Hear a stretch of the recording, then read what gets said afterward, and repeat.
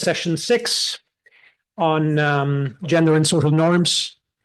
I think we're all aware of the role of gender and social norms in influencing fertility choices and outcomes, but more broadly affecting reproductive and bodily autonomy.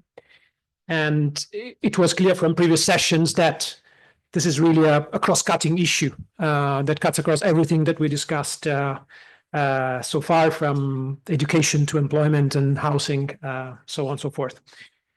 So the session will dig further into these issues on how traditional gender roles and social norms regarding marriage, family size, ideal family structure directly influence fertility, but also indirectly through labor market, childcare, etc.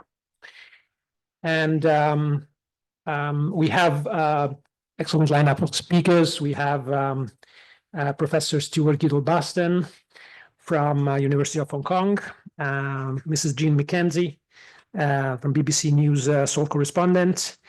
We have a colleague joined online, Gabriela Alvarez Minte, regional advisors from UNFPA Eastern Central Asia office. Gabriela, can I check that you are online and you're hearing us?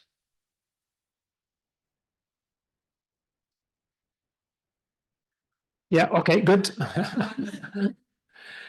And then we will have two discussants, Dr. Setsuya Fukuda, senior researchers from the National Institute of Population and Social Security Research in Japan, and Dr. Eun Ji Kim, the director of Division of Planning and Coordination of Korean Women's Development Institute.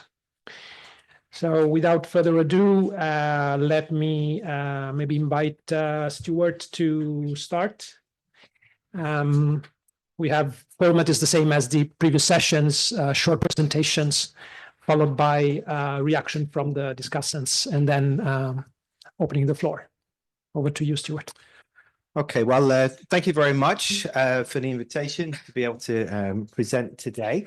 I'm going to talk about a very, very preliminary a research project we're doing at the moment with my colleague Rintaro Mori, both of us affiliated with Osaka University. I'm at HKUST as well. So we're trying to understand the role of the private sector in family formation and how particularly it might relate to gender roles and social norms. Okay, so of course, in terms of the background, we've talked about this a lot already. Obviously, the government, either central or local government, is perhaps the primary actor in the space relating to family policy, and of course expresses concerns about fertility and population and so on. But of course, the relationship between government and individual, or government and families, is mediated by other different actors and stakeholders in between, not least, of course, the private sector. And of course, and as has been mentioned before, although there have been many family policy interventions, of course, we have some of the longest maternity leave policies in the world, these have to operate through these intermediate institutions of companies, households, and so on. And so we have this huge gap between legal entitlements and uptake. And of course, we kind of try to understand the reasons why, whether or not this is from a kind of ideological perspective, whether or not this is the nature of of work in contemporary East Asia, which is deliberately or accidentally imposing and cementing patriarchal and outdated gender roles. But there's also, on the other hand, other practical issues as well. So we know from surveys in Japan, 42% of respondents wouldn't take parental leave for more than a month because they didn't want to cause trouble. They didn't want to be a difficult colleague. And also, even for a third, even described taking extended parental leave as being unforgivable. This is how much this would kind of be stigmatized within work culture. So what our project is trying to do is look at how this intermediate actor of the private sector is actually operating as an intermediate space between the policies, the theoretical policies, and the practical uptake. And as I say, we're just at the first stage of this. So I would be very grateful for any kind of feedback. But what we're trying to do is to try to look at different, what you might call overlapping typologies of companies. Many companies, which we call typology 0, are not even allowing people to do the basics that they are entitled to. Whether or not, and forget about 9 months leave. This is about things on overtime and other not allowing protected groups their rights at work, particularly in terms of nighttime and holiday work and so on. And even here in Korea, just in the first 8 months of last year, there was more than 1,000 such cases. However, and I'll come to this at the end, these are usually taking place in SMEs. And there is obviously a reason for that in SMEs, partly because of financial issues as well. One typology is simply around baby bonuses or around simple financial transfers. Merck, which is a pharmaceutical company, their Hong Kong office offers their female employees $35,000 US to freeze their eggs. Freeze your eggs and free your career is the particular slogan of this. Whereas here in South Korea, a very famous example from the Buyong Group, you may have seen, of a $75,000 baby bonus. But of course, what is the rationale for this? This is from the CEO. If the current state of low birth rate persists, we will face a national existential crisis such as workforce decline, lack of defense manpower necessary for national security. So this is really linked into a strong pronatalist agenda. Type 2 is where companies go beyond the bare minimum, go beyond the statutory permitted allowance. So in Hong Kong, 44% of companies do give longer than statutory maternity leave. However, this is almost always reinforcing a gendered expectation. So, for example, DBN, which is a big agricultural industrial group in northeastern China, they give a baby bonus. They give leave of up to 12 months for females, but only 9 days for males. So again, it's reimposing these gendered expectations. A third typology is, and we've seen this today with the IKEA examples of setting up family-friendly physical infrastructure. So in Japan, for example, there are now nearly 5,000, now actually more than 5,000 on-site childcare centres with a capacity of about 100,000 or so. The fourth typology is what we might call kind of cultural change relating to families. So maybe this is paternity leave is either expected or mandatory, or there are kind of work planning issues with new parents and their bosses. One example, and this came up this morning, about the tension between people with families and people without families. Well, one company, an insurance company, gives a bonus to new parents and all of their co-workers in order to celebrate the birth of a child being brought into the family of the company. But then also in terms of changing working hour cultures and the notion of, well, if you need to leave, then you need to leave and you won't be judged on that. And also performance development reviews, right? In some companies, this is on the number of hours you work. Other companies, this is now moving towards, no, this is about what you do while you are here working and working in an efficient way. And then finally, we have some typologies of companies which are bringing in kind of wholesale cultural change, you would say. So this is Itochu, which is the 72nd biggest company in the world. In a sense, a classic Japanese corporation, very strong male orientation, a lot of travel for work, very extended overtime, very high rates of female resignation, very high rates of turnover, low productivity, burnout, and so on. And they actually calculated the TFR of females working in this corporation. And it was much lower even than Japan, even Tokyo, 0.6, very, very low. But there was some kind of backlash to this. Why are you calculating the TFR? Well, I'll come back to that in a moment. They then said, well, this is not sustainable. We've got to do something different. So they brought in-house childcare, working time reforms as a hard end to the day. Everyone goes home at 6 o'clock. If you need to do extra overtime, you've got to come in the morning. Telecommuting, mandatory parental leave, fertility treatment, egg freezing if you're posted abroad, 24/7 healthcare line, 30% target for female executives, and so on. And of course, what happened is the female resignation rate collapsed. It fell down to 1.5%. Productivity went up 500%. Well-being is improved. And as we see here, this quote says, one male employee in his 40s said, I have to get up earlier in the morning, but I don't have to work overtime in the evening so I can have more time to spend with my kids. However, also, a single woman in her 30s says, I can now spend my evenings on self-improvement, such as taking online language courses or going to yoga. So nobody's penalized by these two changes. And you know what? The TFR increased, of course, right? The TFR of women working in that company increased. However, this is a really critical point, and this is a quote from the CEO. Itochu did not undertake work style reform to raise the birth rate. The aim was simply to create a workplace where female employees could work comfortably for a long time. The rise in the birth rate was a side effect of the company's effort to improve productivity and pursue growth. So this is about saying that the company believes the only way to deal with both the decline in the working population and the decline in birth rate is to change the way men work.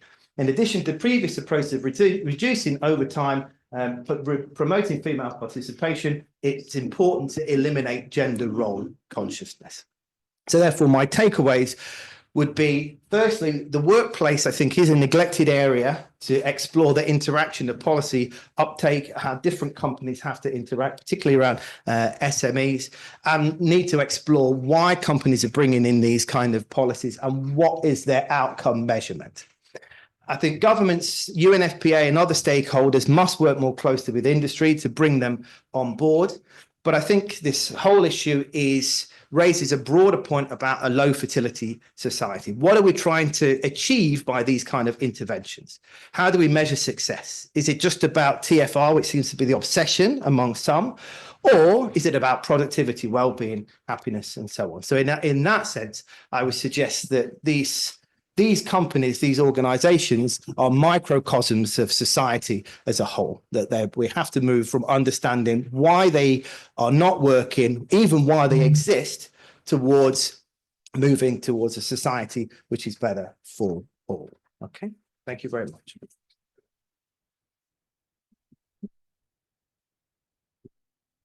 Thank you very much, Stuart. Definitely very strong case for the importance of the workplace as a primary space for policy implementation and uptake. Let me now invite Jean Mackenzie. Jean, please, the floor is yours.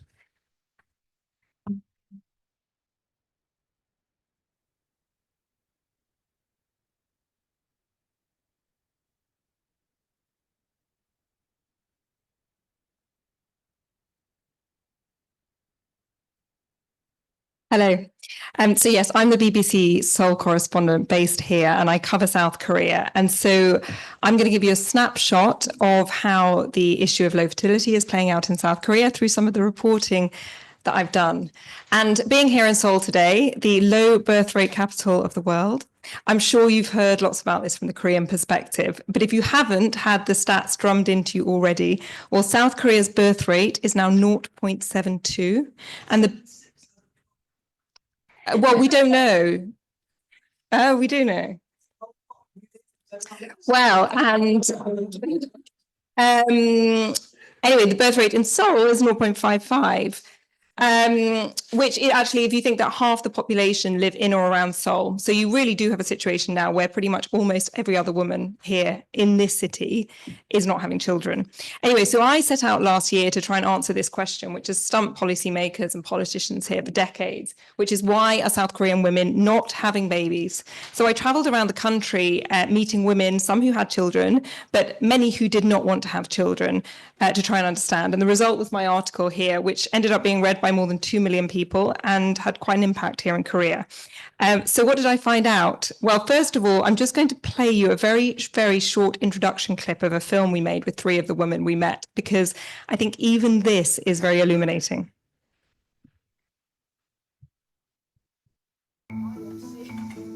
이 한국이란 사회는 혼자서도 각박한데 2인을 어떻게 만들어?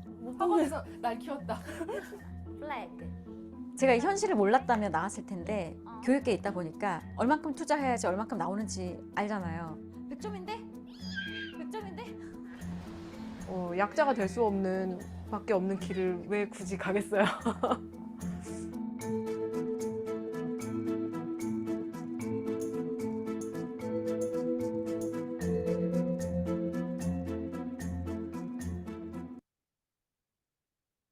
So these are three of the women that we spoke to. And I'll start with Yejin, who's the woman in the middle. Yejin is a 30-year-old television producer, and she works until 8 o'clock most nights. Now, working hours here in South Korea are some of the longest of any developing country. And Yejin told me, actually, that by the time the weekend comes around, she's usually so exhausted that she goes to have an IV drip, which is actually not as uncommon in South Korea as you might think it is. But she also says that she hasn't met a partner yet who she feels would be able to share the childcare with her. And so she just doesn't see how she can balance the demands of her job with also raising a child. And that's the other important thing here, is that a lot of the time, often women here are still expected to do almost, if not all, of the childcare. Now, that's partly because gender roles here are still quite entrenched, but it's also because of these working hours, because it actually leaves men with very little time to be able to help the childcare. So what it means is that actually women here often are still being forced to choose between having a career and having a family. And South Korean women are now among some of the most educated in the world, which means that many of them are choosing their careers. So then we go on to Chung-Yun, who is on the left-hand side here. Now, Chung-Yun's quote, she said, "Why would people choose a path that would disadvantage them?" Well, Chung-Yun is evidence of this. She's got 2 young children, and she left work to have her first child, thinking that she would be able to return quickly. But then this social pressure kicked in. She felt pressure to stay off work until her youngest child turned 3. And interestingly, a lot of the women I spoke to who didn't have children and didn't want children cited this as one of the reasons, this pressure to stay off work until your child is 3 years old to look after them. So now Chung-Yun has 2 children. The oldest is 7, but she is in what she calls a single parenting marriage because she does all of the childcare and her husband is rarely home by the time she puts the kids to bed. Now, this is, again, because he works such long hours, but also because of this expectation that it is the woman's job. And lastly, we've got Stella here on the right. Now, you cannot talk about the low birth rate here in Korea, I don't think, without touching on the very unique role that private education plays and also the intensely competitive society. So Stella's quote was, "I wanted a child, but I know too much. Because I'm a teacher, I know how much you have to spend on education." So Stella is a teacher at an after-school academy, which is called a hagwon here in Korea. 98% of parents in this country send their children to these after-school classes at huge expense. So South Korea is now the most expensive country in the world to raise a child.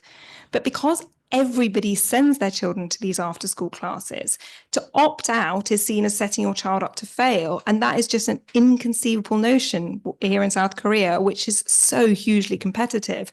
So instead, those who can't afford to do this are now just opting out of having children altogether. So what are the solutions? Well, I'm sure, as you've heard over the last couple of days, the government here has proposed many. Often they are financial benefits, so cash handouts, subsidized housing, subsidized fertility treatment. There is currently a trial underway here in Seoul where cheap nannies have been brought in from the Philippines. Now, I'm not here to say that financial incentives don't work because it's not my place, but what I can say is just all the women I spoke to were telling me that they didn't actually want more financial incentives. They were speaking to a much deeper problem, saying that they wanted structural and societal change, and that is what would change their mind when it came to having children. For example, they don't want cheap nannies so they can continue working all the hours. What they want is to work fewer and more flexible hours, and they need their partners to be able to do the same so that they feel able to balance their career with having a family. Anyway, I've just absolutely scratched the surface with this, and happy to delve into much more about it when we chat. Thank you very much.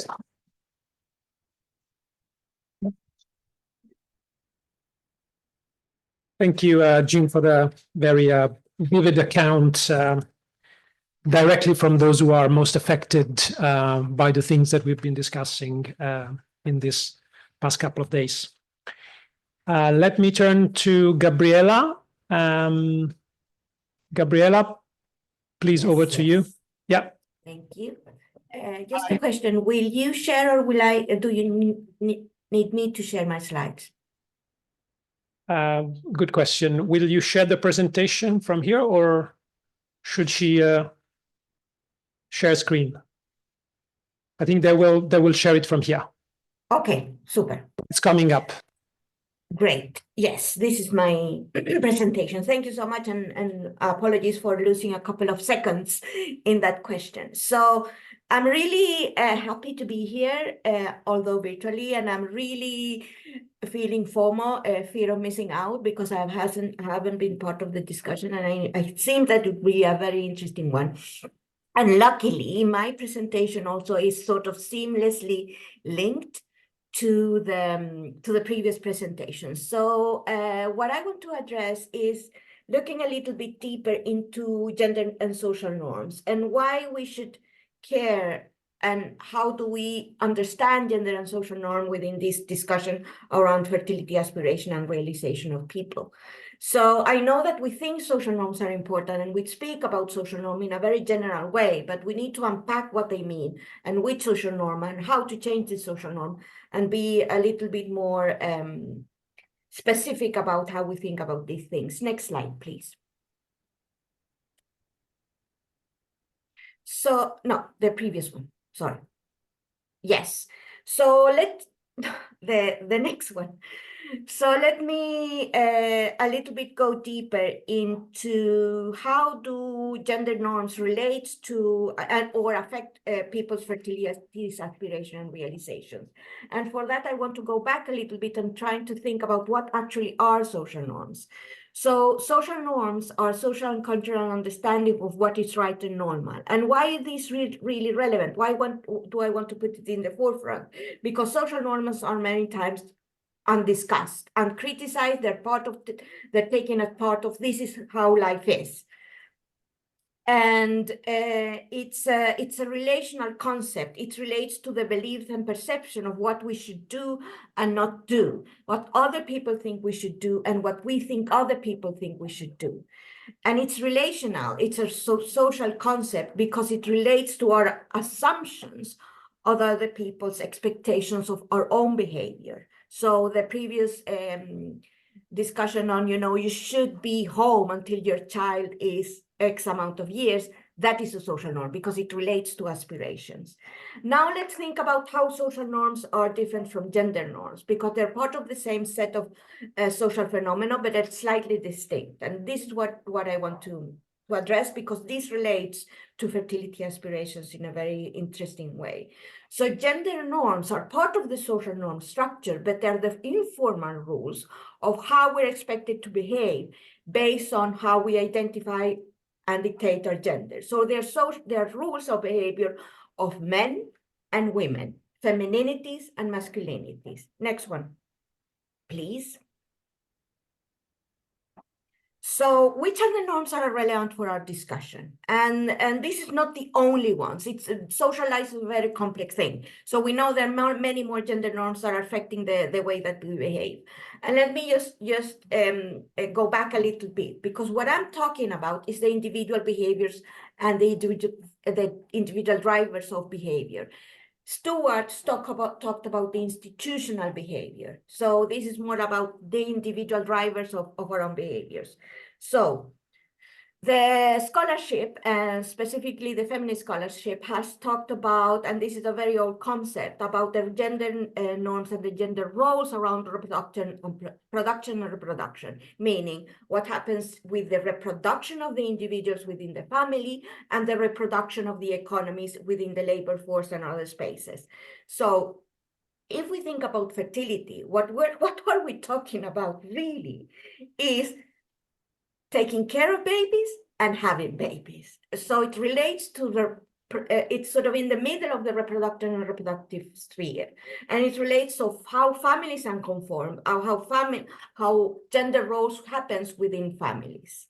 So when we think about what are the norms, and we saw it in the previous presentation, what are the gender norms that are affecting decisions on how many babies you want to have and who takes care of these babies are what we call the norms around the economies of care and the social norms that result in the women's unpaid care and domestic burden, or the economies of unpaid care and domestic work. So what did we do? Next one, please.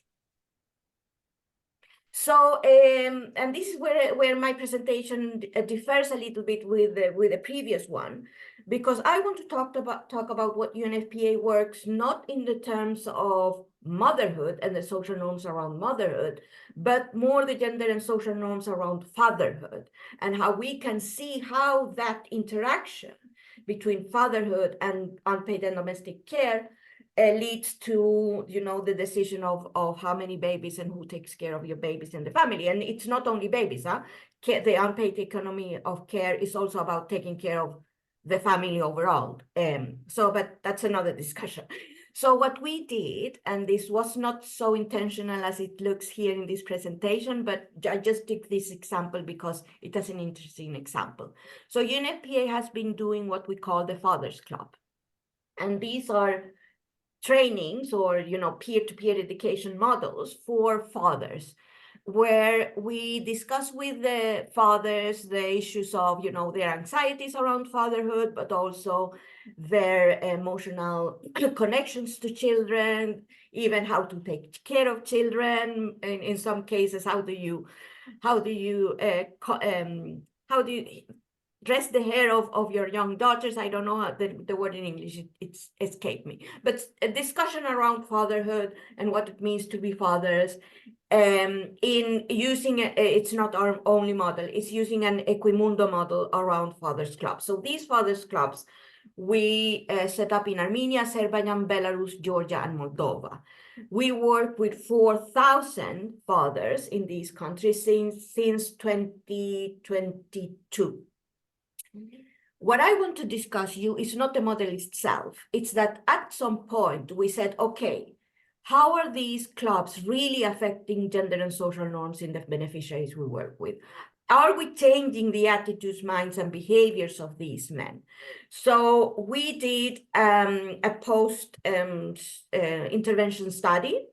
I have to say that the post-intervention study had some very important caveat. We didn't have a good baseline study or baseline information. So what we did is we took a sample of 364 people that were part of the beneficiary group, and we took 364 other equivalent, you know, by economic status and etc., demographic equivalent of non-intervention fathers. So we had a control group and a beneficiary group, and we measured the difference between attitudes and behaviors between these groups. Next one, please. Next one. Thank you. So the study is much more deep than I'm going to show you, and it has much more information. It has qualitative data via focus group and this quantitative data that I will show, but I'm just taking some of the question and not taking all of the question. The other caveat is that we took the questions that were part of big sample study using some of the traditional image study questions. So these questions are not tailored to the study. That was, you know, problems with the design of the project. However, it shows us some really interesting information. So I took out the question that relates to women's participation in the labor force, the women's burden of unpaid care work, and all of these things that we can relate in some way to fertility aspirations and realizations. So the first question, and this is a very interesting one, and I wanted to show you to see the complexities of working in changing gender and social norms, because if we ask the participants, the gray ones are the control group and the orange ones are the beneficiaries, or the people, the fathers that we work with. If more jobs for women mean fewer jobs for men, which is, you know, addressing one of the key beliefs around women's unpaid care work and men's the male breadwinner model, we see that there's a very, you know, conflicting information. We have some hope, but there is also some very interesting question here. For example, the strongly disagree with this is higher in the control group. Strange. So the question 5, I couldn't make this question in the right order. I don't know why. I'm sorry for that. But in the but also in the strongly agree, the control group is higher. So I think we have in the beneficiaries, you start to question these kind of things, and they don't have so polarized opinions around these issues. Next one. Next one, please. Yes. So this is addressing, yes, this is the one. Yes. So no, the previous one. The previous one, please.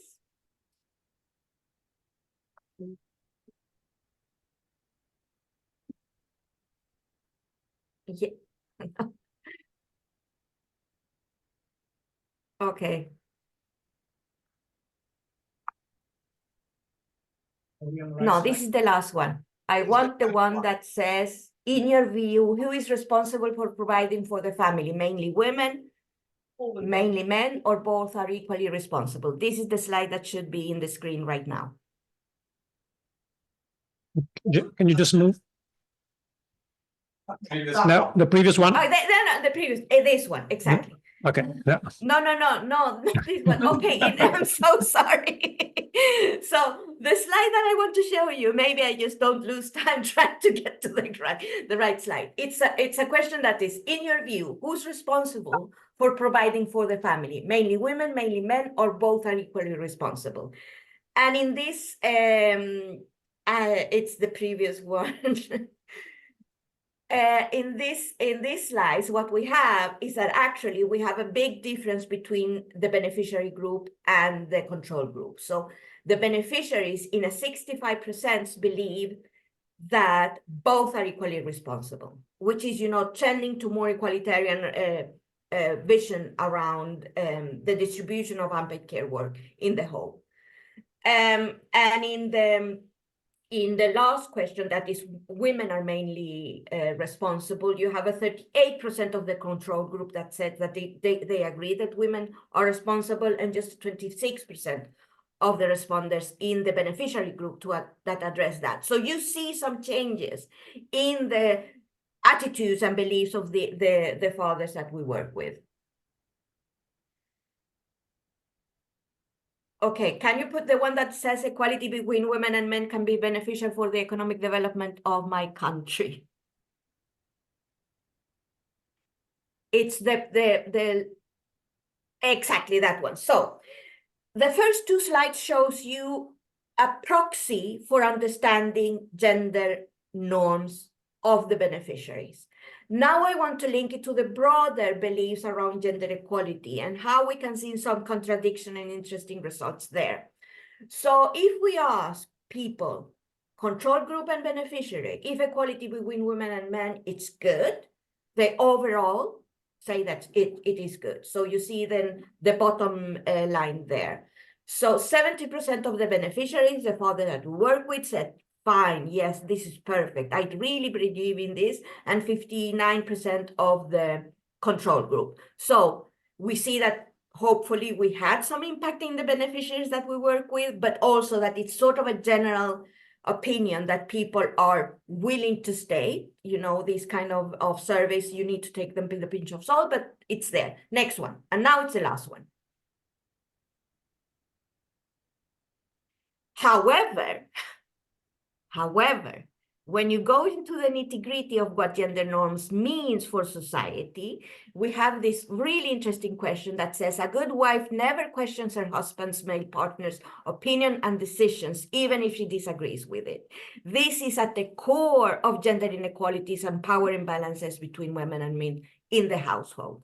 And here, we also see that even people believing gender equality is good for the well-being of the country, still at least 62% of the control group, the men that will not part of our program, say that women shouldn't question the husband's opinion. And even 46% of our beneficiaries, which is really surprising because we should expect a much smaller number here, also agreed with this statement. So here you can see how the complexity about thinking about gender equality in an abstract way, it's okay. But when it comes to the real nitty-gritty about the relationships between husband and wife, between women and men in their daily life, the narrative and the discourse and the attitudes are quite different.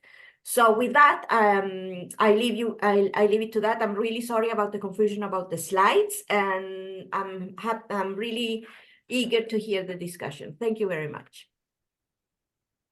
Thank you. Thanks so much, Gabriela, for your patience as well with the slides. Very interesting data showing that gender stereotypes remain very pervasive and underpin some of the power dynamics, both in the labor markets, in the households, but also how it's possible, at least to some extent, to shift these attitudes and perceptions with adequate conversations and programs. Okay, let me now turn to our two discussions. Setsuya, would you like to go first and share your reflections on the three papers? Thank you. So good afternoon, everyone. I'm Setsuya Fukuda from Tokyo, Japan. I think I'm the only active participant who came on the stage from Japan. So, and I have been conducting fertility research in relation to gender in a comparative framework with particular focus on Japan. As you know, that people often say that Japan and Korea is similar society. So I will be very happy to share with my knowledge and contribute to the lively discussion in this panel, and hopefully to ending with some hope for the future. Yeah, so before I begin my comment to each presentation, I'd like to mention that in fertility research perspective, I think now is not really good time to do research, fertility research in relation to gender, because as you see, the Nordic countries' fertility is going down.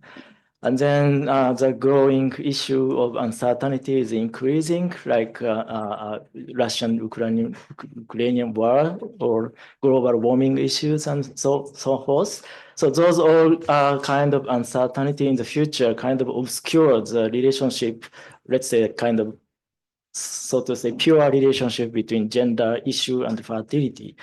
But even if there is no effect of gender equality, or let's say gender equity on fertility, it doesn't matter. I mean, it's still like achieving better gender equality or equity is still important for the society because it's deeply relating to the individual well-being.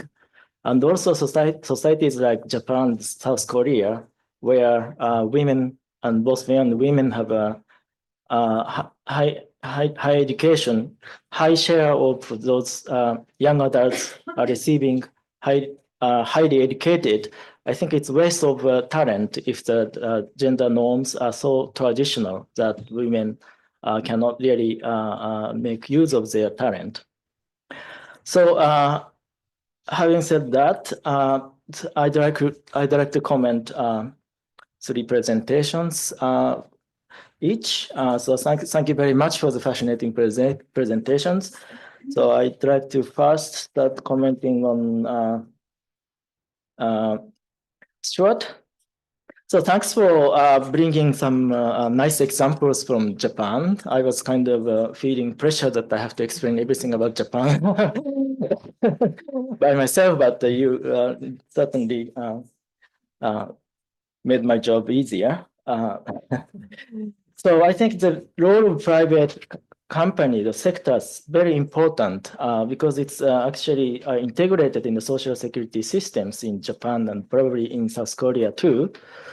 So you showed us the nice example of Itochu providing a better working environment, and then as a result, the TFR also increased.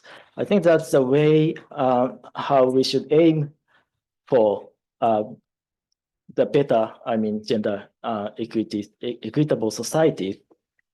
So the fertility increase should not be the kind of aim for better gender situations.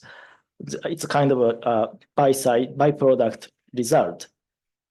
So yeah, so my kind of comment on the questions. So one of my comments that Itochu is, as you said, like world 72nd biggest company. So it's a very profitable company. The trading company in Japan is really making a lot of good money. So they have a capacity to provide better working environment. But many of the Japanese really small and medium-sized companies, they cannot really afford to provide such a generous working environment.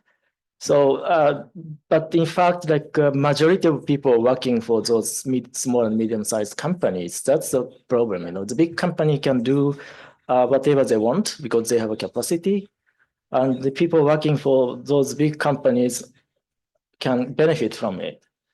But what could we do, or maybe the government can do for the rest of the companies that is not affordable for providing those generous arrangement? And that is maybe question one.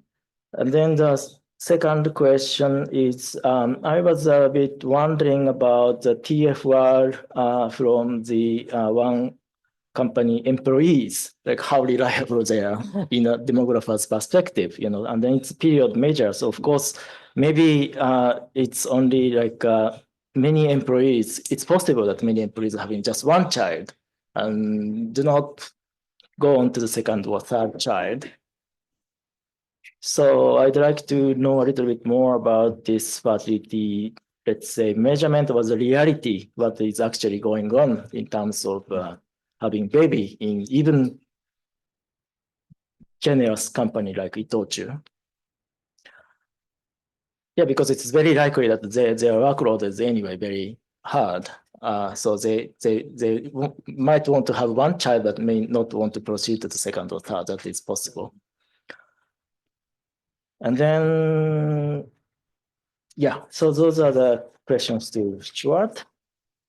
And then for the second presentation by Jean.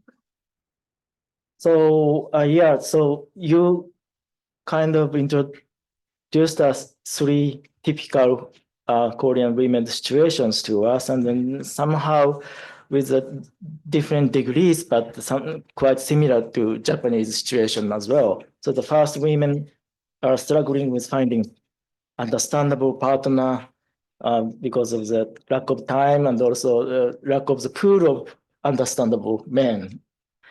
And then the second one is even you get married and have a child, the life is very difficult to balance work and family. And then the third one is a teacher. She knows how competitive in education and work. So she cannot really afford childcare cost. So and then in the end of the presentation, you mentioned that those women actually want work arrangement rather than like earning more money. I think that is a kind of the situation in Japan too. And then when I was hearing your presentation, I was kind of wondering how much of Korean women actually want to pursue their career. I mean, like they maybe want to continue full-time employment, but it doesn't necessarily mean that they want to be in the top management position. So, for example, in Japan, we hear a lot of the stories from working women who says like who is not confident to be in a managerial position, who don't want to be in the managerial position because the work is so difficult and so hard. And then so they want to keep as a full-time they want to keep their full-time employment, but they don't want to get promoted. And also, there are some women who want to spend more time with kids when they have children rather than working full-time. So for those women, maybe the best choice could be combining part-time job and time with more time with children.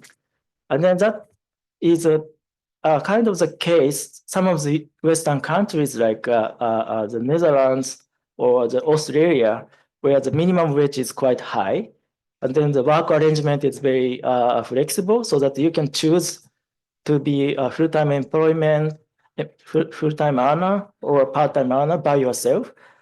Just you can tell your employer that which arrangement you'd like, and then you are not discriminated by your work arrangement. Just your working hours is longer or shorter. That's the difference.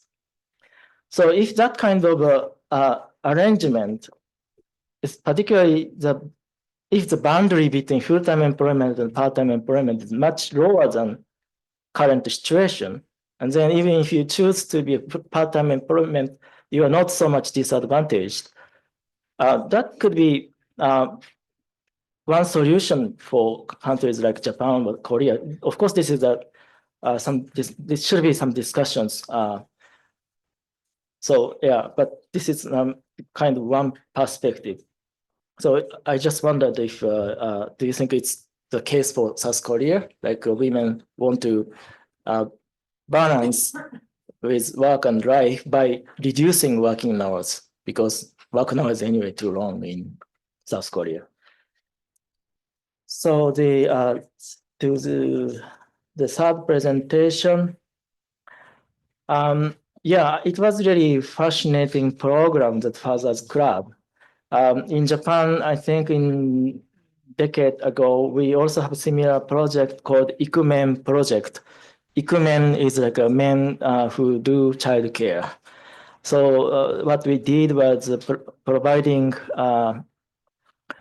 like a small brochure, which is a kind of guidebook about how to change a diet, distribute to the new fathers, and then some practical guidelines are inside. So how to change the diapers or those kind of things are written inside the brochure.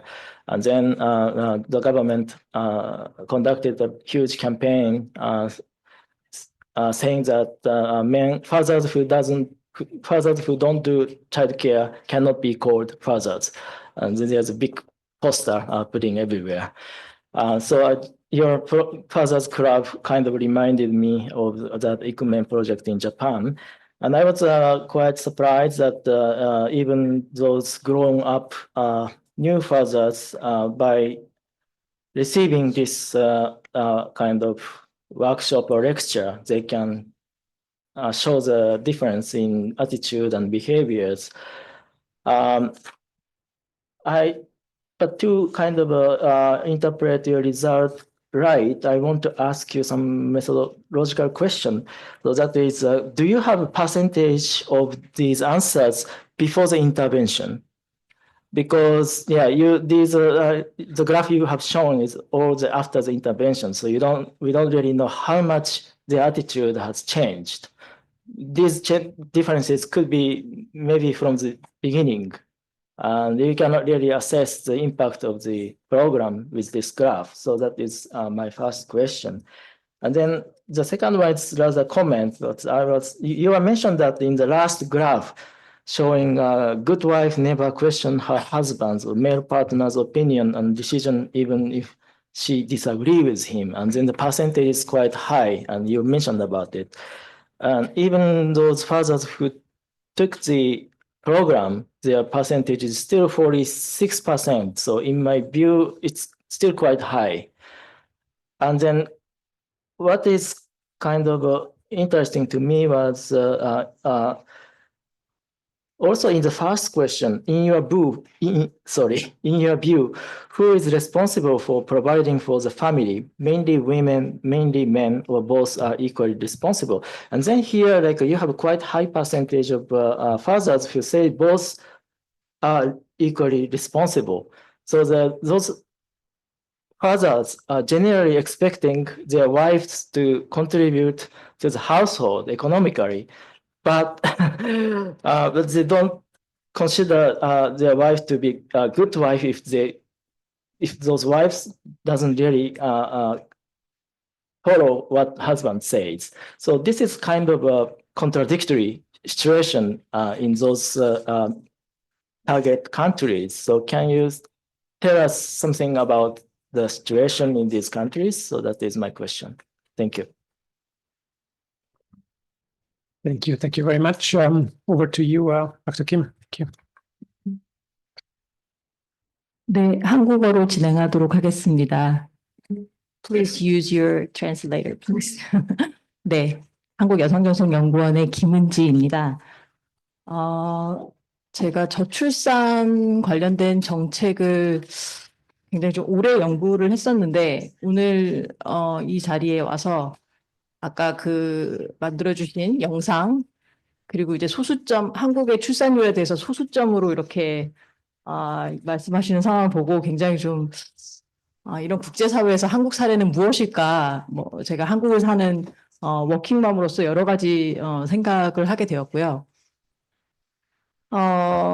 지금 세 분 발표 굉장히 잘 들었고 이 발표와 관련해서 뭐 각각의 코멘트를 드리기보다는 그와 관련된 한국 상황이 어떠실지가 궁금하실 것 같아서 그냥 제가 아는 바를 차근차근 말씀드려 보도록 하겠습니다. 일단 알버레즈 박사님, 그 성별 규범에 대해서 이제 프로그램의 효과에 대해서 설명을 해주셨는데, 사실 이 한국에서 2015년 이후에 출산율이 굉장히 급격하게 하락을 했고 어떤 것으로도 회복이 지금 잘 안 되고 있습니다. 이것의 기반은 사실은 이 청년 세대, 한국의 20대, 30대 그 청년 세대들에서 굉장히 급격한 이 성별 규범의 변화가 관찰이 되고 있습니다. 특히 20대, 30대 여성들이 굉장히 많은 숫자가 평등한 쪽으로 규범이 많이 바뀌었고 과거에 비해서 일을 하고자 하는 그러니까 노동 병력을 추구하고자 하는 비율이 굉장히 높습니다. 아까 그 토론자께서 한국에서 뭐 일하고 싶은 여성들이 얼마나 되냐 이런 거 질의를 하셨는데 저희 연구원에서 예전에 했던 그 6,500명 대상의 인식조사가 있습니다. 그 조사에서 그 자녀가 없는 20대, 30대 여성들에게 질문을 했습니다. 당신의 생애에서 아이와 노동 중에서 뭘 하고 싶냐, 어떻게 하고 싶냐를 질문을 했을 때 전업주부를 하겠다라는 비율은 5%에 불과했습니다. 95%는 아이를 갖지 않거나 아니면 아이를 키우면서 일을 하겠다라고 대답을 했습니다. 이렇게 그 20대, 30대 여성들에게서 굉장히 급격한 변화가 발견이 되고 있으나 이것을 반영할 수 있는 그 사회적 환경이 나타나지 않고 있다는 것이 저희는 이제 이 저출산의 굉장히 큰 배경이라고 생각하고 있습니다. 특히 지금 아까 기텔-베스턴 교수님께서 말씀해 주신 그 장시간 노동과 관련해서 잘 아시겠지만 한국은 OECD 국가들 중에서도 가장 긴 그 장시간 근로를 보이는 국가입니다. 제가 예전에 네덜란드에 출장을 갔을 때 저희는 이제 주 5일을 굉장히 장시간을 일하고 주말까지 일하고 네덜란드에 도착을 했는데 거기에 계신 굉장히 그 키 크신 분들이 주 3일, 4일 일하니까 너무 힘들어서 주 3일 일해야겠다 하시는 걸 듣고 저희가 키 작은 저희들이 굉장히 슬펐던 기억이 납니다. 네, 한국 사람들은 웃음이 나지 않을 것입니다.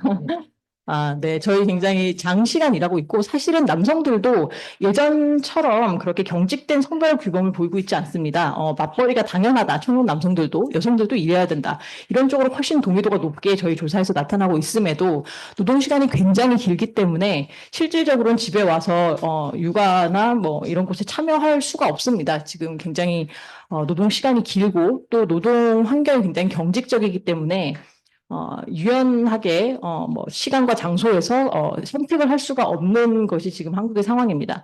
아마도 이것이 가장 중요한 저출산의 근본 원인이라고 생각이 됩니다. 이것이 이어지는 두 번째는 이제 한국의 정책인데요. 한국에 실제로는 그 저출산 문제가 2015년 이후에 부각된 이후로 굉장히 여러 차례 중요한 정책적인 진전이 있었습니다. 오늘 아마 수석님께서 오셔서 발표를 해주셨을 텐데 굉장히 많은 급진적인 변화들이 있었음에도 아직도 굉장히 낮은 수준을 보이고 있는 것은 이 노동시장의 경직성하고 굉장히 연관이 됩니다.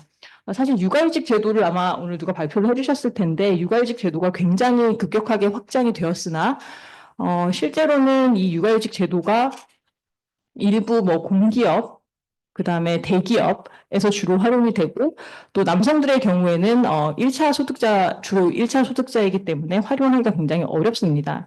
그래서 커버리지가 낮은 문제 그리고 소득 대체율이 낮은 문제 두 가지가 겹쳐서 제도가 외형은 굉장히 크지만 활용도가 굉장히 낮은 그런 문제를 지금 보이고 있습니다.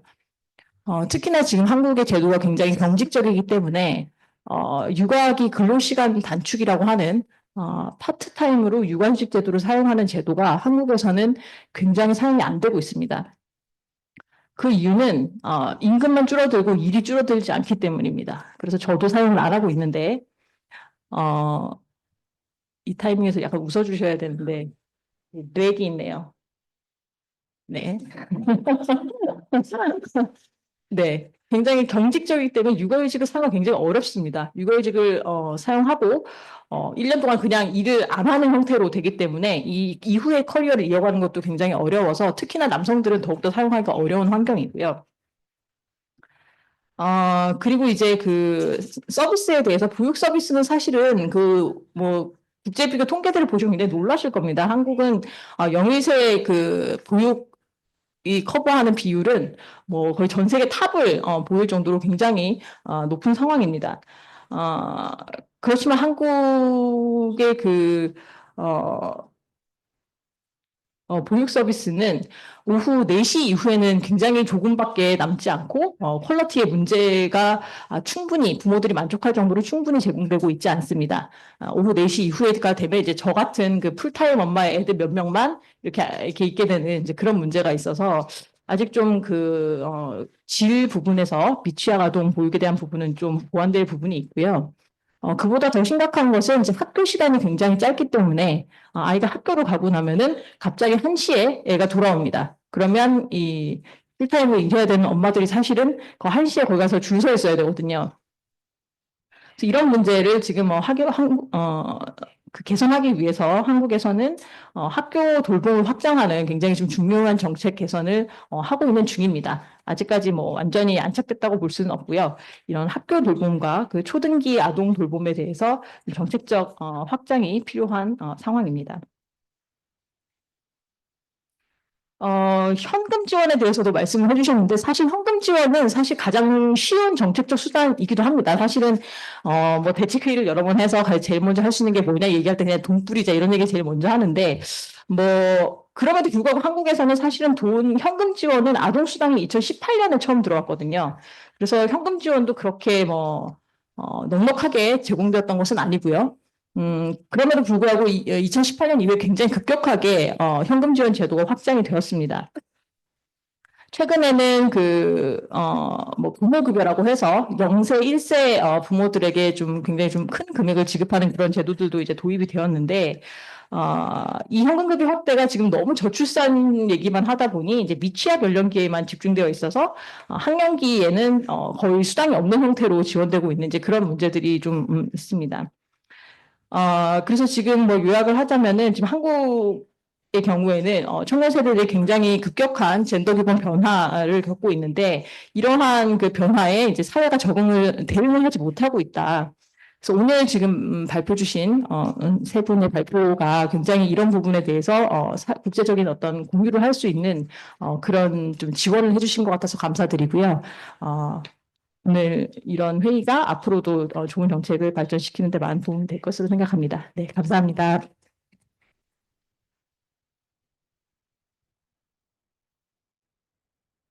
Thank you very much. I particularly liked your last comment about the society not catching up with changing gender norms. I think that is probably a truthful account of what happens in many countries. Okay, we have some specific questions that were addressed to the speakers about their presentations, particularly from Dr. Setsuya.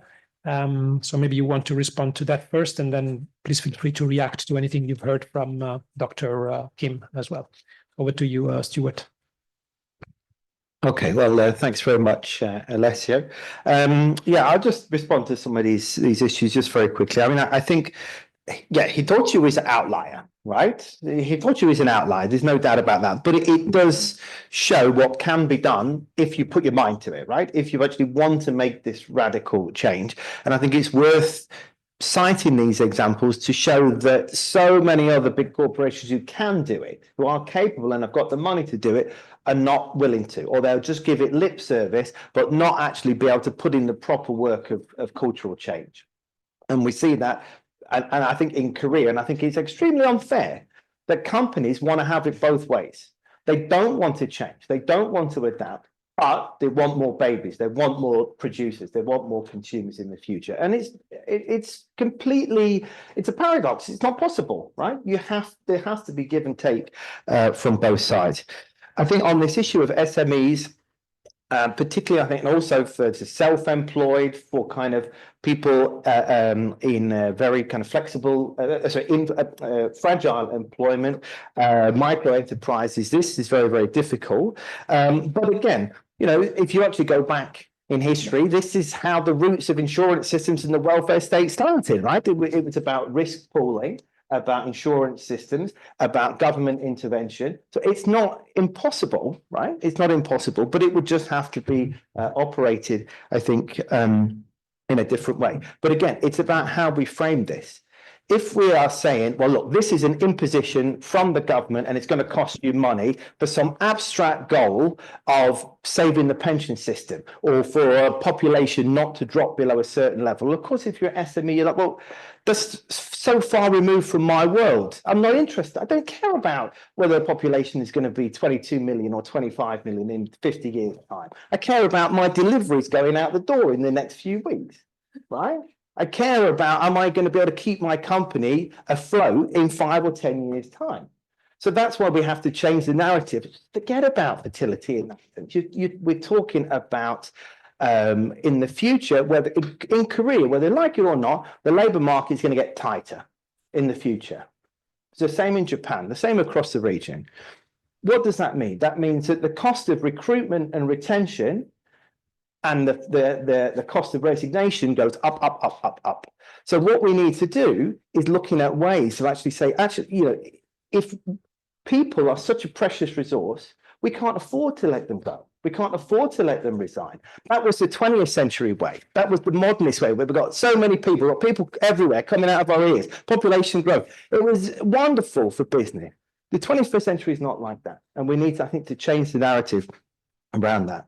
And then just quickly on this issue of measurement, I'm not going to get into the demographics, the demographic technicalities of measuring TFR in companies, because it's very boring. Well, Sobotka and I would do this all day, but it is quite tedious, right? But it is very challenging. Now, I have very mixed views, and I don't know about calculating TFR by company, because it's very easy. It can give completely the wrong message. And it did with Hitochu, when they did it, they got this big backlash, right? A social media backlash, because it's like, firstly, it's none of your business, right? It's not your business. What we do at home in the bedroom and in the maternity room is nothing to do with my work, right? And it should be kept separate. The other danger, of course, is that you slip into this narrative of, well, we want to increase the productivity of women's work, and we want to increase the productivity of women's reproduction as well, right? Which is definitely not the narrative that we want to be crafting here. But I think it is worth just to mention this issue of TFR, precisely because it goes back to this thing, and a colleague of mine once said that, you know, a country gets the TFR it deserves. And I think that there is something in that, in a way, because it is a reflection of broken institutions, of broken systems. Exactly as Jean's examples there, if I can, you know, to refer to that. It's madness that somebody doing a normal job needs to go and have an IV drip at the weekend to keep straight. That's madness. That's ridiculous, right? So that is a symptom of a broken cultural labour market and so on. And similarly, having rock bottom fertility rates is exactly the same, whether we measure that in the country level or at the institutional or company level. Yeah. Thanks so much, Stuart. Of course, Sorry, it's true though. I mean, it's ridiculous. Of course, that reminded me of the famous quote by Canadian Prime Minister Trudeau that the state should not enter the bedrooms of the nation. And now, of course, it's the companies that should not enter the bedrooms of their employees. Over to you, Jean. Yeah, so I'll just pick up on the question that you were asking, I think, which is like about how women view flexible working, right, and whether they want to work fewer hours. So certainly the women that I spoke to want to be able to work fewer hours. And I did touch on it in my presentation as well. It's not just the women who want to work fewer hours. Well, they want their partners to work fewer hours as well, because, you know, it's the fact that their partners are in the office, you know, all the time, which means that they can't help. But actually what I've run up against talking to women in Korea is that they just really aren't, the definition of flexible is so different here in Korea that it is in other countries, or that we might have in Europe. You know, there were just a couple of examples, like there was one of the major companies here which was trialing a 4-day week. But when I actually spoke to somebody at the company, they were saying, well, we're actually just expected to work the same amount of hours, but crammed into 4 days. So then that doesn't work for women, because, you know, you're not actually reducing the workload at all. And you're just probably pushing to the point that they're going to be even more exhausted by the time those 4 days end. Yeah. And another example was that this is somebody I know who works for an international company here, but the Korean arm of it, and they had pushed their employer to offer more flexible hours for working mothers, and they were met with a completely deadpan response, which was, but we already offer flexible working. Women can work 9 till 6 or 10 till 7. And you know, and so that definition of like what flexible is just kind of not working for women. And then you look at part-time work, and I can't speak definitively about this because I only have the kind of the women I've spoken to and things, but my understanding is that often part-time work in Korea, companies don't offer it sort of as a staff position. So you're often taking contract work. So then you're on contract, and that means obviously you don't get any of the benefits of working for the company. So women are much more reluctant to take those options. And when you talk to women, I just want to pick up what you were saying about, you know, how ambitious are these women? Now, certainly the women I spoke to, they are very ambitious. And one of the reasons that they are so reluctant to have children is that they recognize, even if they were somehow to be able to kind of balance the work and the family, it would probably require fewer hours. And because the workplace is so competitive, they would then fall behind. So that was a genuine fear. And as well, this fear that you've got to leave the workforce for 3 years to have a child, and then you're probably not going to be able to get back in. Are you going to get your job back? You know, are you going to be able to progress? You know, these are kind of what women are worried about. One woman I spoke to, who I didn't talk about there, but I think is very interesting, is when you also look at the idea of South Korea being such a competitive society, is she really didn't want children. And the main thing she cited was actually that because she had been put through all these after school clubs since she was kind of very, very young, and then she'd had to enter this very competitive university system and then a competitive workplace. In her early 30s, she said, I only finally feel free. And actually, my childhood was totally miserable because I went to these after-school clubs every evening, every weekend. So I actually think what we're seeing here now in South Korea is interesting. This generation of kids who've grown up under this intensely competitive system with these after-school classes, and now the women that we want or expect to be having children and they're not. And it's actually the fact that they've lived through this childhood and they think that was miserable. Why would I bring a child into this? Why do I want that life for somebody else?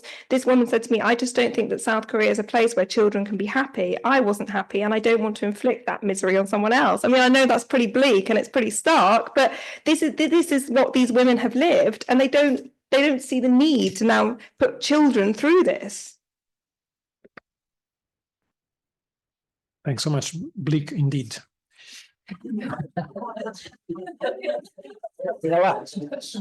Yes, thank you so much for your question, Setsuya. And let me start with a sample question. This is what happens when you inherit a baby that is half raised. We didn't have a good baseline, so that's why we don't have an ex ante questionnaire that we can draw upon. However, we try to compensate for that by using the control group, by using a non-intervention group that shows us, the general trend of thinking and the thinking of the beneficiaries. It's not perfect, but it's what we were able to do. However, keep tuned, because in the next phase of the intervention, we're actually more rigorous about measuring gender norm change, and we are doing an ex ante, an ex post, and tailoring the question a little bit more to really address the intervention. So the next, I hope in the next years, we will have a more robust information to draw upon. And about the contradictory of responses, I put them for a reason, because I think it shows how deep ingrained some of these gender norms are. And one of the issues that we will not be able to discuss today, because it sort of opens a Pandora's box of different issues, is that gender discrimination and gender norms are rooted in inequalities and systems of privilege. And this is what the last slide shows you, that the systems of power and privilege are still really prevalent in these men's understanding of their masculinities and their partners' femininities. It's that core issue that is really hard to address, because privilege is a very good thing to have.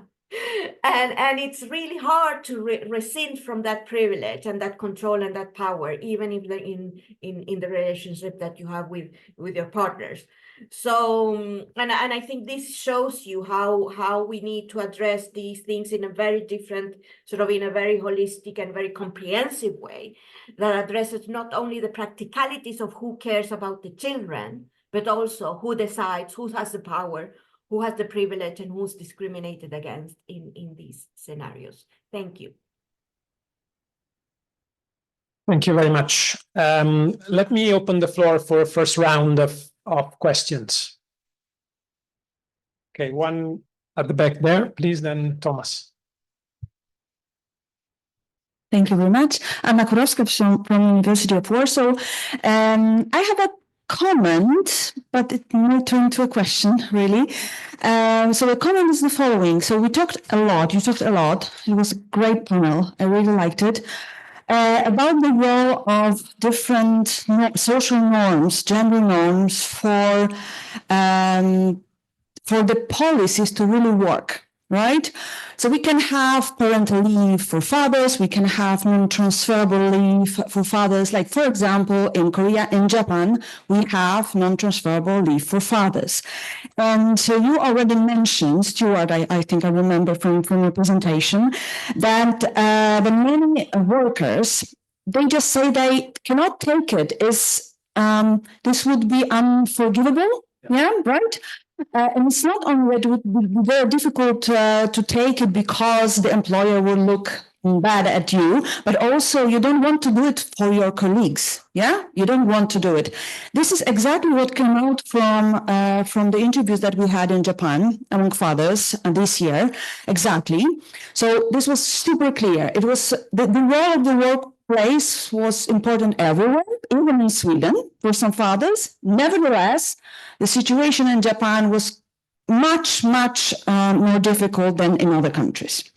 But what I wanted to comment or to add to this is that there are also other norms, not only related to workplace, not only related to gender norms in the household, some other norms that play a role in fathers in Japan not taking leave. And probably there are similar norms in other countries as well. Not exactly this norm that I will mention in a moment, but some other things. And we have to look beyond what we know. So what we found out in these interviews with fathers, which would be very difficult to find out in quantitative research and surveys, we don't have such questions in many surveys, was that fathers mentioned that they didn't need to take the leave, especially in the beginning, because I was shocked that many of them, they didn't take leave even in the first month after the childbirth. This is super popular. In Poland, not many fathers take leave, but they do take this, 1 week or 2 weeks around childbirth. And it's super popular across Europe. They take it. In Japan, we found a lot of fathers who do not take anything. So we asked, why? Like, why do you say that you don't need it? And they said, yeah, because my wife moved to her parents around birth. And I was like, what? And is it popular? And I work with a Professor Hideki Nakazato from Konami University, and he said, yeah, it's quite popular. It's actually a new tradition after the Second World War that women move even before birth. They move to their parents. You're nodding. Yeah, they move to their parents. They even register to the doctor, to check up on their pregnancy in the place where their mother or father live, because they want to move there, and they stay there for around 1 month after the birth. Yeah, I think in Japanese you even have a name for it, right? For this 1 month period. So you see, so there are these cultural norms that you would not even think of that can interfere with the policy, and it turns out that fathers don't take it because the mother is with her parents. And I was digging a little bit why it's so. Is it like why they do it? And he told me that Professor Hideki told me that it's kind of a new tradition, but it comes from some other tradition that was present before the war, even that it was normal for the new couple that just married to move with the father and mother-in-law, right? To live with them. Yeah, so there was childcare available, but from the side of the fathers and mother-in-law. Nowadays, they don't live with the parents-in-law, so they switched. So a new tradition emerged that the woman changes her place of living for the period around childbirth to her parents, but this may have a huge impact on fathers engaging with a child after birth. So I just wanted to mention that because for me it was really something new, and I think that maybe also new for you, that there are some other norms that you would not even think about that can have an impact on take-up of parental leaves by fathers. Thank you, Anna, for the contribution. Thomas.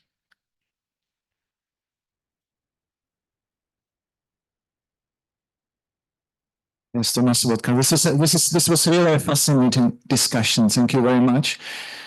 Some of us have been in Korea several times thinking about Korean fertility, East Asian fertility. And one fascinating thing which also comes up from this discussion is that things which sometimes look wonderful on paper, in reality, don't work out in East Asian context. The policies are there, but you start asking people and they are not taking these policies because they can't, they are not expected, they are ashamed. There is a pressure for them not to take advantage of them. The housing support is there, but the size of houses or the quality of houses is such that some people or many couples are not interested in. The companies on paper provide flexible hours, but these flexible hours are anything but flexible or anything but enabling people to really organize their family lives around that. And then I start being suspicious even when we hear from Hyundai or IKEA about providing company childcare until 10 in the evening. Is it really something which families want for their children, or is it something the company wants their employees to do? And now we have this emergency situation in Korea officially declared by the government. I think, isn't that the time to really start rethinking the Korean economic model?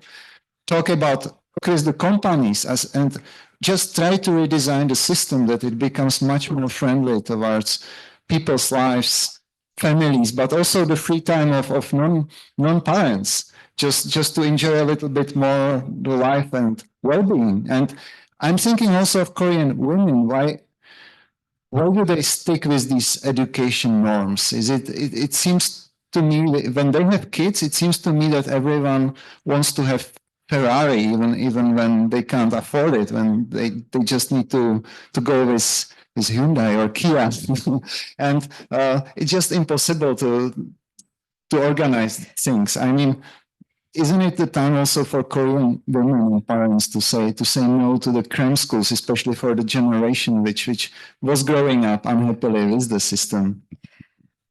I'd love to comment on that because I think it's one of those things that society, right, has to do collectively, because there is a fear that if you opt out, your child is going to fail. And it's a bit like, all the work that Jonathan Haidt has done about smartphones and things like that. It's like you need whole communities to take action.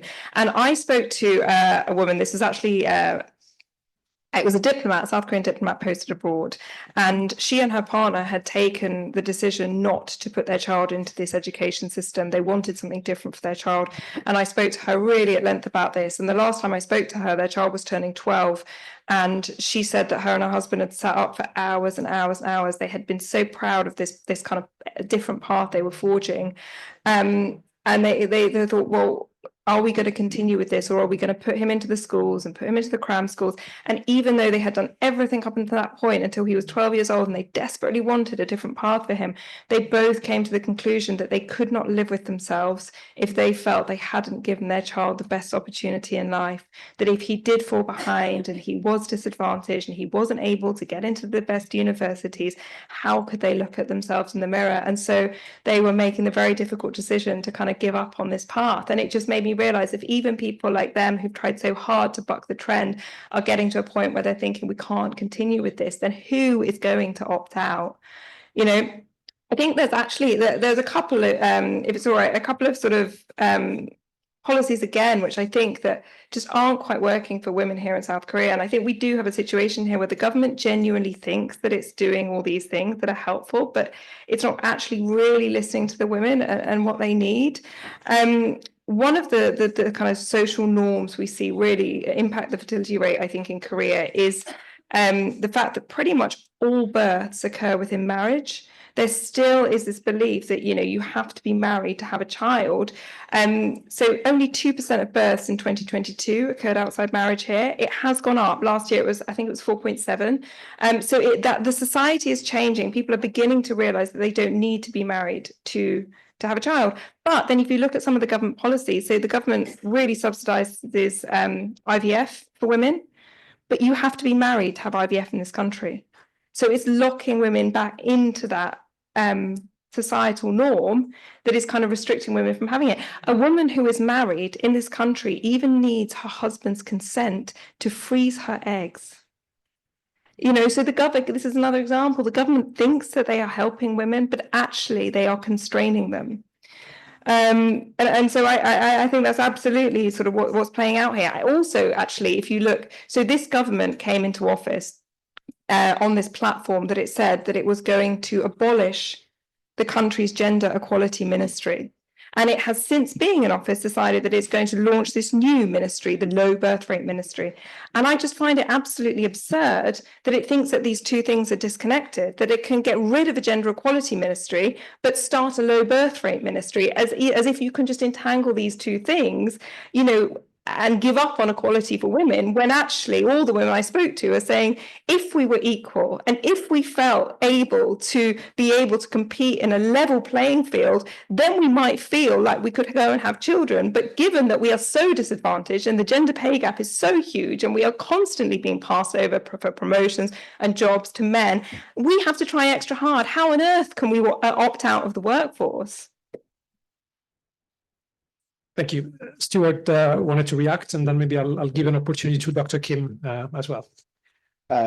Yeah, I mean, just on this thing on education, and I think to refer to what the example that Jean gave in the previous intervention about one of her interviewees went through this miserable childhood and didn't want to put her child through that.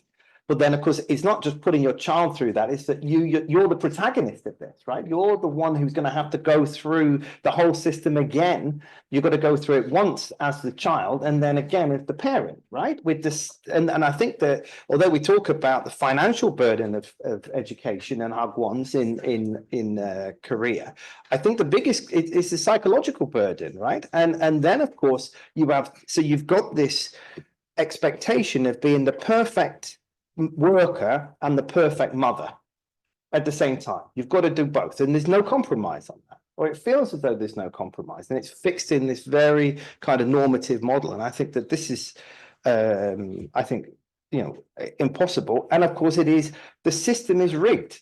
I'm not going to rant again, but the system is rigged. I mean, this is worth a lot of money, right? I mean, you have public and private universities in Korea who have an investment in this. Looking around, I think all of our colleagues from Korean universities have gone now, so it'd be interesting to get their take on this. But they're stakeholders in this, right? They're stakeholders in the way that the education system is designed. The market, I don't know what the one value of private education is in Korea. It's got to be a very big number, right? It's a very, very, very big number. So opting out of this is like going off grid. Might sound nice, but it's going to be extremely inconvenient. It's going to be very, very difficult to do. And then I think that's just to go to Anna's on these different systems and so on that we have. I mean, and also kind of upsetting your colleagues. Well, yeah, I mean, like, if you're in a group of 4 people and you're working 70 hours a week and 1/4 of your group disappears for a year, and then you've got to then work 80 hours a week, yeah, you are going to be upset. Right? But it's not the person's fault, of course. It's the company's fault. This is just bad planning. This is workforce planning.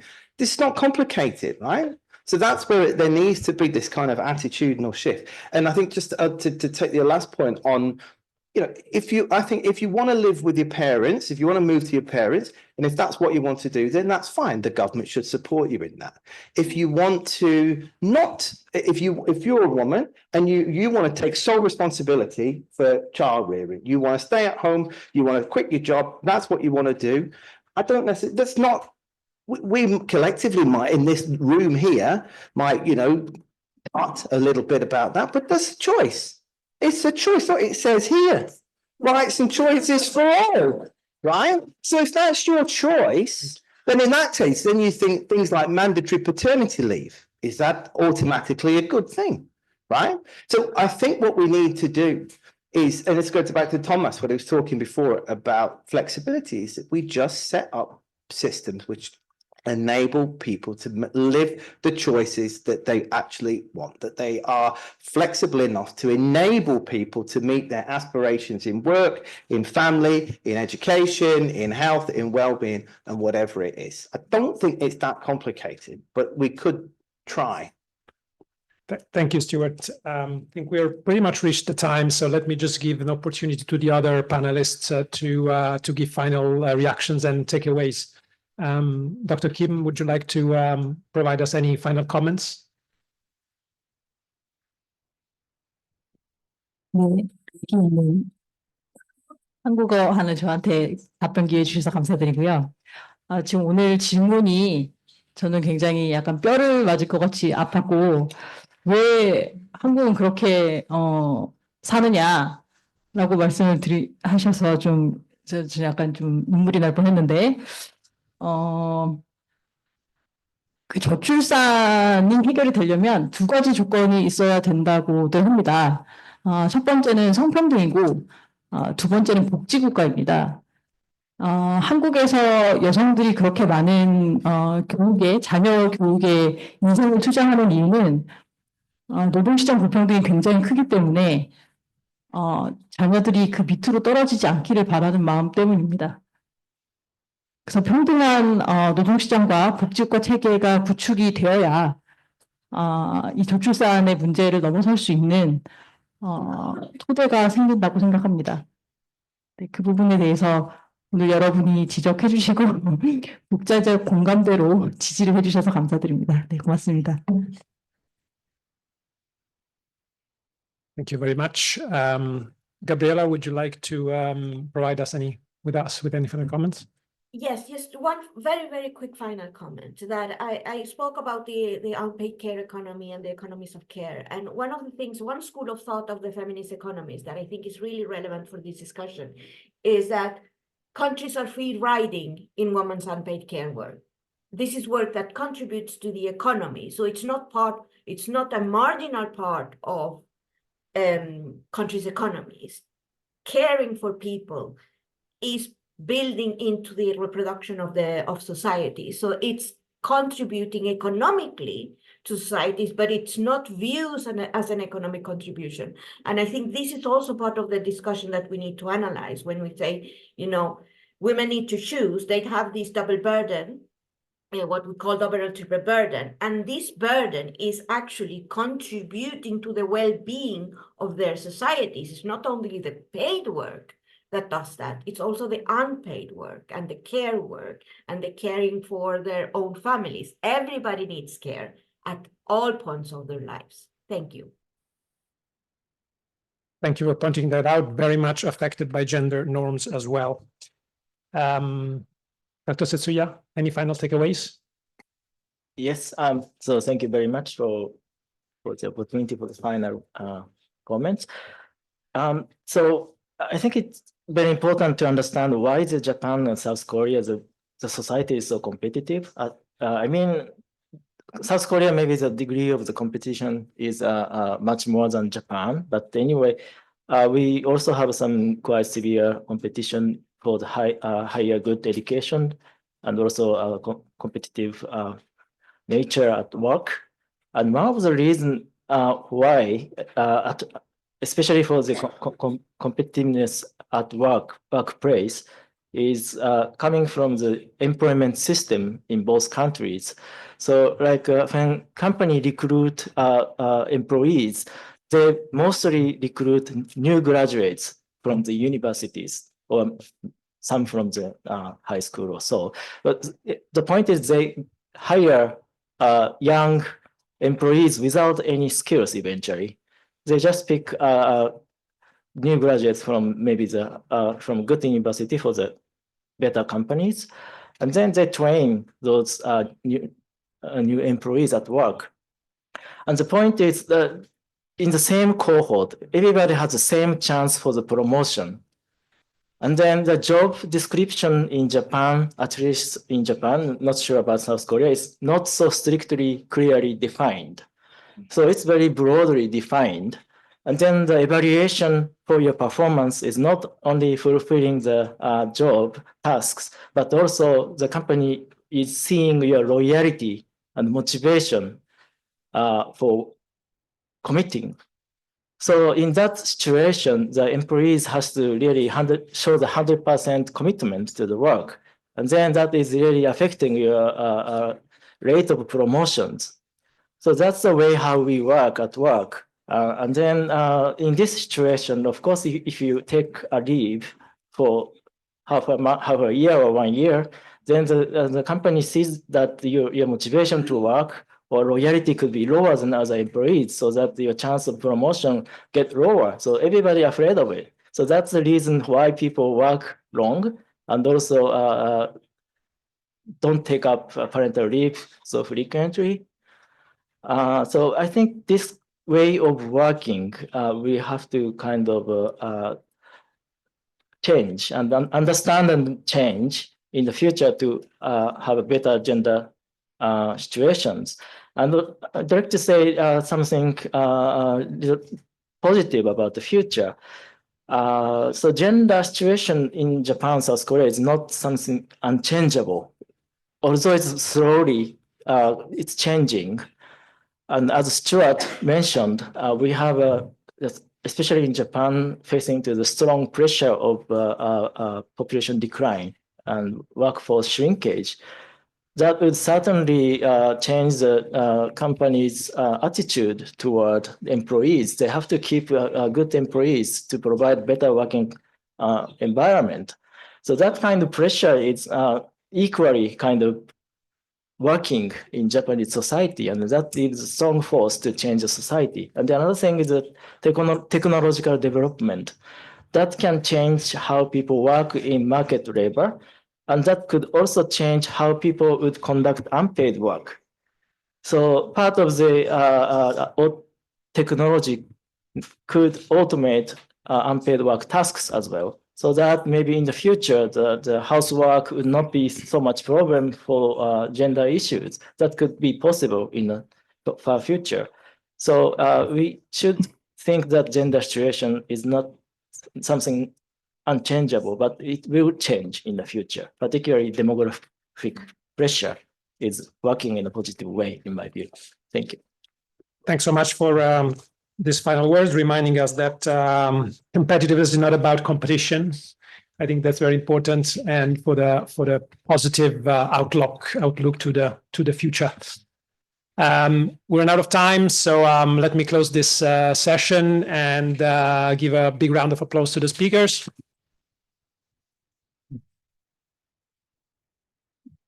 Over to you, Yuni. Thank you, Alessio, and thank you so much, panelists, again. So we will now take a short coffee break, so please enjoy the break, and we look forward to seeing you back at 4:15 p.m. for our final session. Thank you.